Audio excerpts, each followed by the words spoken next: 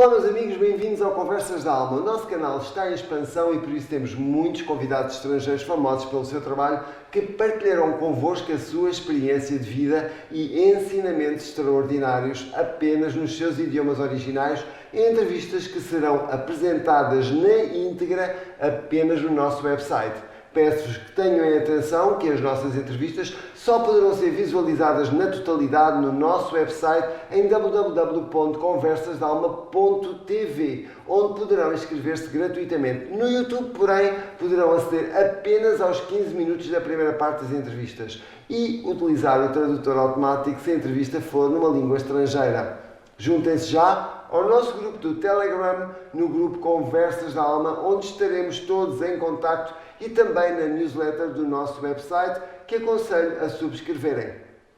Subscrevendo a nossa newsletter, ficarão a par das notícias mais importantes relativas ao canal. Hoje está connosco o especialista em EMF, Electromagnetic Fields, campos eletromagnéticos e a sua influência nas casas, no nosso corpo e na nossa saúde.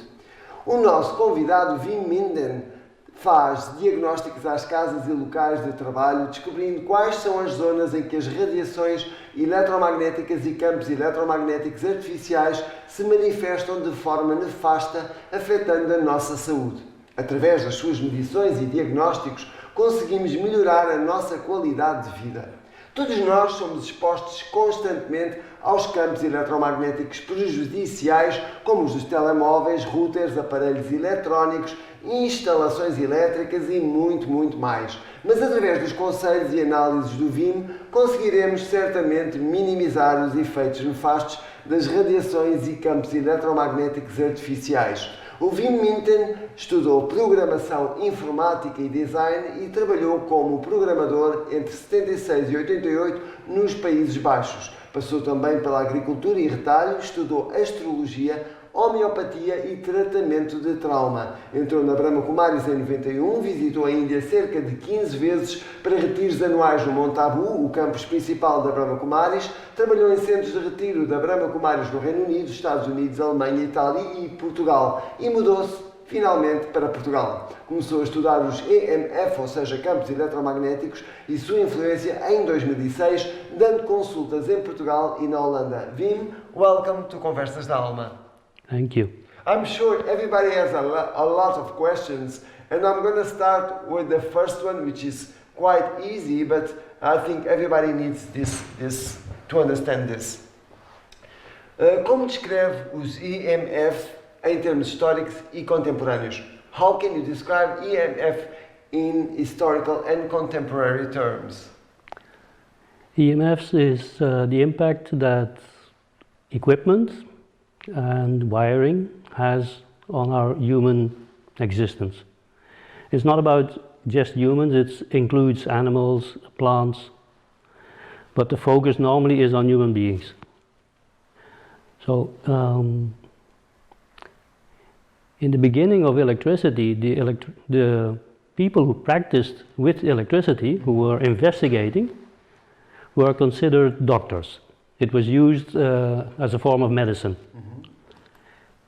It took quite a while to figure out what was going on with it, how can these minute impulses, electrical impulses affect our health, but it did. And a lot of doctors were quite successful. Over time, there were other interests that didn't permit doctors to use electricity. You know, there was a field emerging of so-called traditional doctors. We said, listen, you know, this is not really in our best interest. It's also a field that is, it's hard to perceive, yeah, right? Of course. Most of the people, they cannot perceive those fields. No, it turns out that a lot of the impact is so subtle. It takes dedication of a good level scientist, you know, the Western trained scientist, mm-hmm. to get enough proof that EMFs can be either healing or destructive for human beings. You know, our bodies respond to the impact that the Wi-Fi has on us.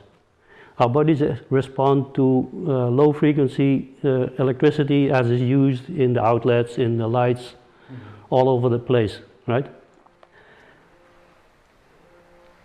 The only problem with EMFs is that it goes against one of the biggest industries that we have at the moment, right? So telecom, of course, has a financial interest. yeah. Banks have an interest in telecom, and so there's a lot going on behind the scenes, which doesn't really permit all the knowledge that is there to appear. It's available. To search for it. There's I think the main turning point in history was between Alpha Edison and Tesla. Yeah. Edison had the idea that we should run the wiring of houses, the electricity, on DC, direct current. Direct current is not pulsed, it's a constant stream, right? And Tesla invented alternate current. It's a current that fluctuates between the plus and the minus maximum 50 times per second in Europe and 60 times in the States. So this is fluctuating, this up and down, from plus 220 volts to minus 220 volts, 50 times a second, is where our body gets impacted. Our body cannot handle that velocity of change. If you have a DC current at 12 volts or 220 volts, it's a stable current. You know, it's like pushing against the body. If you push, you can build a resistance, and you can handle up to a certain level without any effort, right? If you get beaten up like this, all the time, 50 times a second, right? That's where our body doesn't know how to handle it, because the one power goes to the right, the other goes to the left, up to the right, to the left, up to the right, to the left, right? So that's where our body cannot create a defense against it. And so that's where people get influenced. React in a good way. Yeah, it's impossible to block even mentally, you know? Yeah. Some people say, oh, you should meditate and that solves the issues, right? So I don't think so. To a certain extent, that's true. It helps. It helps. In a certain way, but it's not enough. But there's still the impact. It's a bit like you can meditate as much as you want. If you go out in the rain, normally you take an umbrella or you get wet, right? So for me, the whole issue around EMF is around practicality, right? What can we do easily to avoid a lot of impact? And then only then you go to Feng Shui and to meditation and to, you know, all the other aspects that are truly valid. But for the beginning, you have to look at what's the core issue, how has it developed. You know, there's the book from Arthur Fürstenberg, it's called The Invisible Rainbow. He puts it in a timeline from the start of electricity to a few years ago. Right? The book was published, I think, 4 or 5 years ago. It's like a Bible about the EMF, isn't it? Yeah, it puts it all in one book. So he starts with the Industrial Revolution. The first use of electricity was on battlefields. Right? So the generals, they wanted to know what's going on here and there. So they had something like telegraph or fax machines or something around to communicate. Right? The soldiers developed, they called it, I think, war tiredness, something like that. They developed a very strange illness. And the general said, you're not really a man, are you? Come on, go back on the battlefield. You know, but they were physically sick. They were fragile. They became affected. Yeah, they become affected. So later on we had radar, and then we had the Wi-Fi coming up. In this book he points out that every single step shows an increase globally of illnesses. Yes. Mostly it manifests, I barely dare speak, as flu-like symptoms. Yes, that's true. Many doctors talk about that. And scientists too. Yeah, so in this moment in time, ever since 2019, it gets a bit tricky to talk about these things because it gets mixed up with something that's going on globally where everybody is scared. Fashion disease, yeah. So, but he puts it in the book like, okay, introduction of telegraph, poof, this illness appeared globally. Introduction of radar. Again, another. Again, you know, all the steps are there. The only problem with the issue is that in the West, the Western mindset is very specific, right? Since Descartes, we cannot believe in God or powers beyond this, right? So we are supposed to be the most intelligent being that has ever existed. That's the core thought. So we should be able to handle all of this.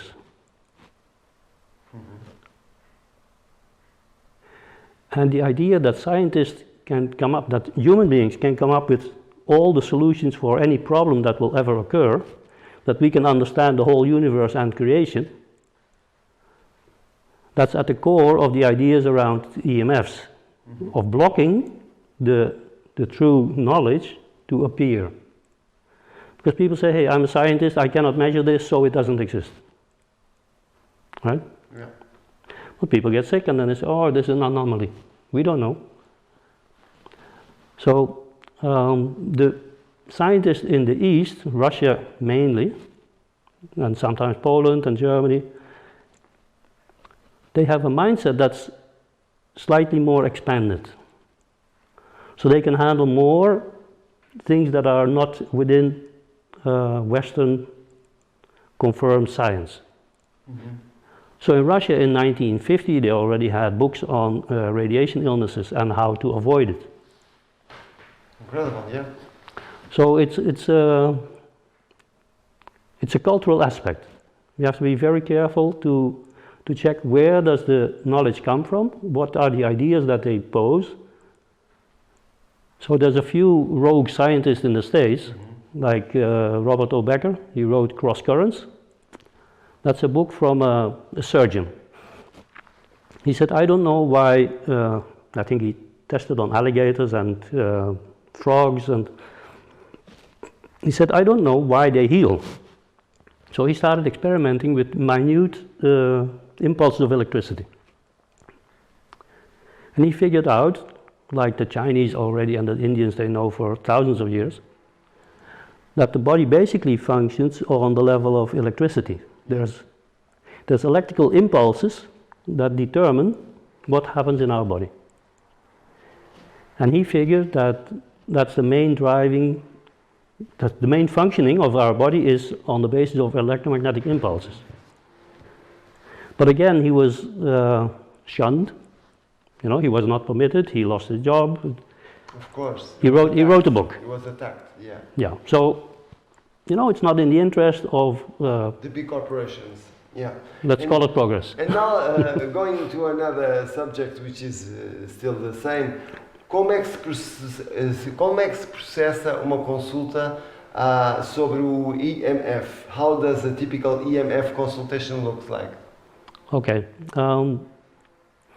People call me or they come in contact and they say, hey, listen, you know, I think I'm electrosensitive. So we make an appointment, I drive to their place. First I look around outside, what's visible, what's very obviously visible. Around the house. Around the house, you know, is it a vivenda, is it a building with 10 apartments, you know, is there a river nearby, high tension lines, telecom masts, radar installations near the airport, all those things that are clearly visible straight, right? If someone lives on the 5th floor, that's a difference from someone who lives on the first floor. On the first floor or in the cave, right? So the electromagnetic fields that will affect that level or the upper level is totally different. Yeah, the difference is that someone who lives on the 5th floor probably has sometimes the 6th floor, so he has neighbors upstairs, neighbors downstairs, and neighbors on the sides, right? So this affects the way the electricity runs in the house. You know, if this was a apartment building, then the lights, the wires from the lights would run on this floor. Yeah. And you can measure them. Yes. But that's beyond your capacity directly to influence. Yeah, because it's already built and you live there. Or unless you No, change house. it's from someone else, right? Yeah, of course. It's not your apartment. Yeah, you cannot change it. So the main focus is on what can this person in this situation do, right? So in your own house, you decide what you switch on, what you switch off, right? What you install, what you give away or sell, Of course. right? So you can change a few things that will improve the capacity to survive in that kind of fields. Yeah, exactly. So the second step is to check the house for the outlets. The outlets is a big thing in Portugal. There's a lot of... As tomadas, não é? As tomadas. As tomadas. Yeah. Portanto, checar as tomadas, que é a big issue em Portugal, porque muitas delas não têm a terra, não é? Não têm terra. O elemento terra. Yeah. Não estão conectadas à terra. Yeah, so sometimes they rebuild a place and they put new outlets visually, so they look as if they have earth, because that's a new direction. But they don't. But they don't. And it's not always simply possible to run earth.